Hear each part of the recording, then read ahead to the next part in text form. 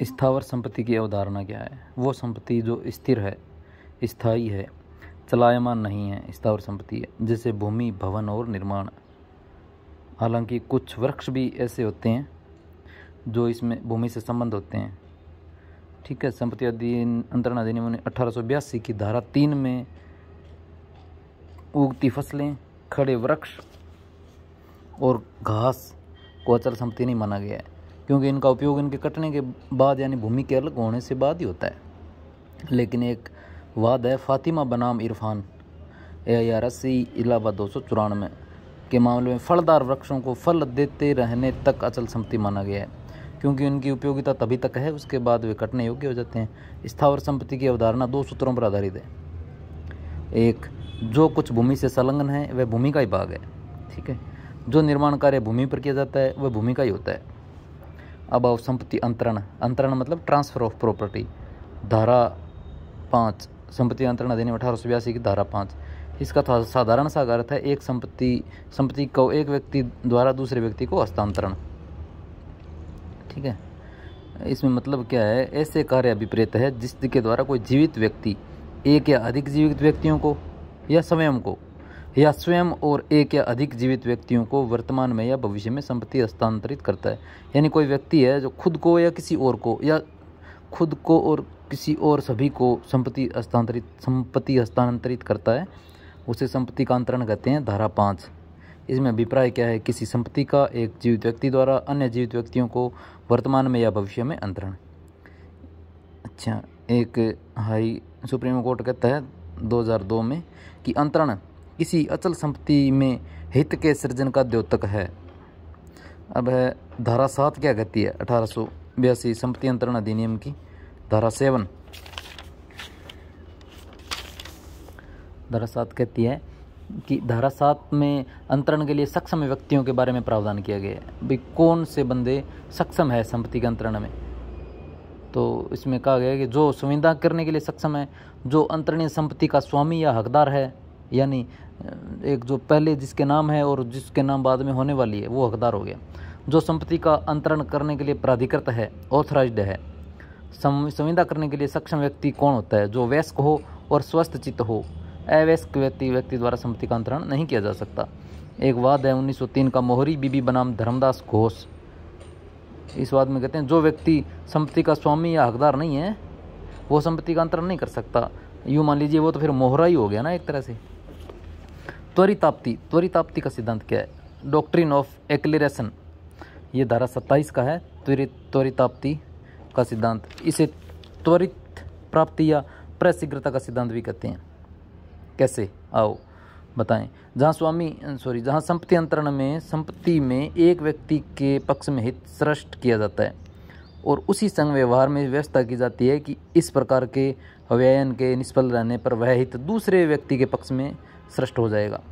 वहाँ पहले का पूर्विक व्ययन निष्फल होने पर परतन व्ययन प्रभावी हो जाएगा।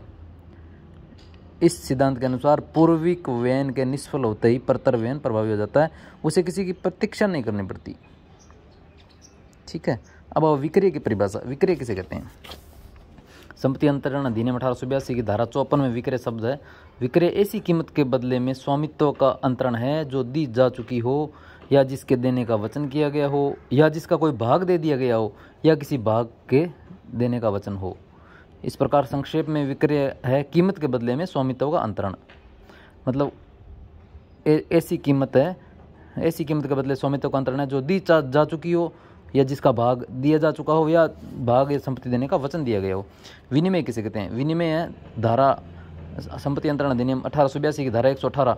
विनिमय कहता है जब दो व्यक्ति एक चीज़ का स्वामित्व किसी अन्य चीज़ के स्वामित्व के लिए परस्पर अंतरित करते हैं तथा इन दोनों चीज़ों में कोई भी केवल धन नहीं है, या तो दोनों वस्तुएं या दोनों धन है। एक धन और एक वस्तु हो गया, उसे कहेंगे विक्रय। ठीक है। मतलब दोनों चीज़ों में कोई भी केवल धन नहीं है, मतलब दोनों वस्तुएं हैं या केवल धन है, वस्तु कोई भी नहीं है, उसे विनिमय कहते हैं। जैसे एक व्यक्ति द्वारा किसी दूसरे व्यक्ति को चीज़ के बदले चीज़ के स्वामित्व का अंतरण।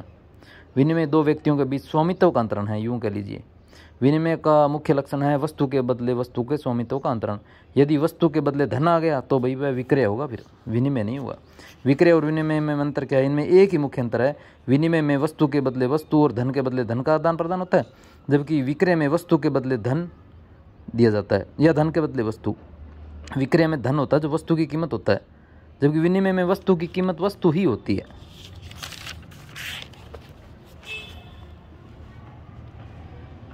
अच्छा, एक है कामा साहू बनाम कृष्णा साहू। इसमें कहता है कि किसी संघ व्यवहार में किसी वस्तु के प्रतिफल स्वरूप धन का संदाय न कर वस्तु का संदाय करना ही विनिमय है, जबकि धन देकर वस्तु लेना विक्रय है। भार, भार क्या होता है? संपत्ति अंतरण अधिनियम 1882 की धारा 100 में भार की परिभाषा है। भार क्या होता है? जब किसी एक व्यक्ति की कोई स्थावर संपत्ति पक्षकारों के आचरण या विधि की क्रिया द्वारा किसी दूसरे व्यक्ति को धन का संदाय करने के लिए प्रतिभूति बन जाती है तो वह भार कहलाती है, बशर्ते कि ऐसा संघ व्यवहार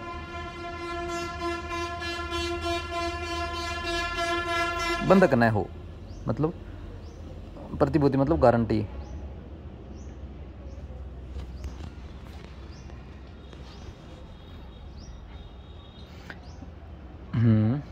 इस प्रकार भार का मुख्य लक्षण प्रतिभूति बनना है, मतलब क्वेश्चन मनी कह लो, जामनी कह लो, इसे वही भार है। जब कोई स्थावर संपत्ति किसी धन के संदाय के लिए प्रतिभूति बन जाती है तो वह कहा जाता है कि यह संपत्ति भारग्रस्त है, अर्थात भार के अधीन है। अर्थात जामनी, जो जामनी दी जाती है बीच वाले का, उसे कह सकते हैं देसी भाषा में।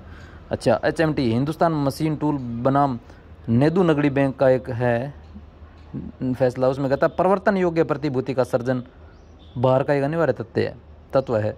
भार भी कौन सा होता है? जो आगे बेचा जा सके, आगे परिवर्तन योग्य हो सके, वही है। और एक दूसरा है सौम्या माइनिंग लिमिटेड। इसमें कहता है कि आडमान संपत्ति पर भार है, संपत्ति का अंतरण नहीं। भार और बंधक, भार और बंधक में क्या फ़र्क है? भार में संपत्ति के हित का अंतरण नहीं होता, जबकि बंधक में संपत्ति का हित बंधकदार को अंतरित हो जाता है। जिसने बंधक किया है वो उसको अपने नाम करवा सकता है।